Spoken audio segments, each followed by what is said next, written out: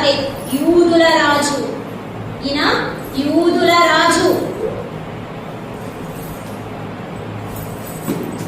గొప్ప దేవుడు, గొప్ప రాజుని మనం కలిగి ఉన్నామండి. దేనికి చింతపడవలసిన అవసరత ఎంతైనా కూడా మనకి లేదు.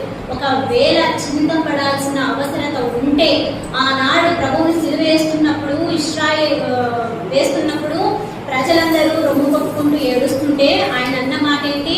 మీ కోసము, మీ పిల్లల కోసము ఏడవండి.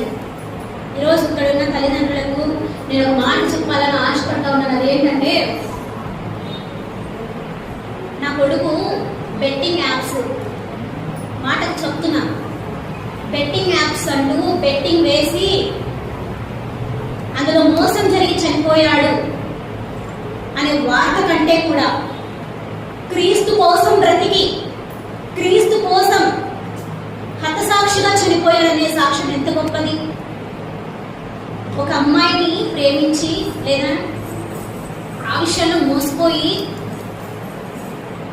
జీవితాన్ని వ్యర్థం చేసుకున్నాడు అనే మాట కంటే కూడా క్రీస్తు కోసం జీవించి, మహారాజు కోసం జీవించి, మహారాజు పట్టణంలో ఉండడం కోసం ప్రయాసపడి హతసాక్షి అయ్యాడు ప్రభు కోసం అనే మాట ఎంత ధన్యత, ఎంత గొప్ప సాక్షి.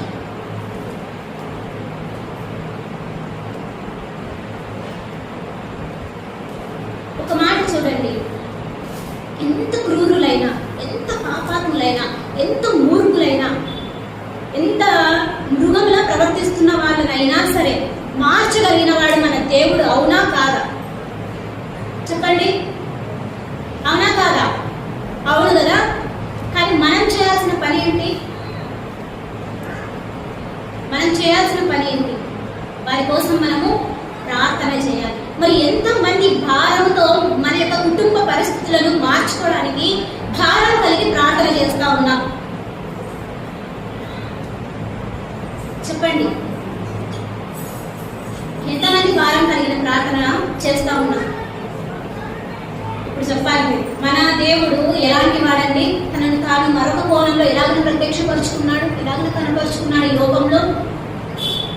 ఒక రాజులాగా కదండి, ఒక రాజులాగా ఆయన ప్రత్యక్షపరుచుకున్నాడు.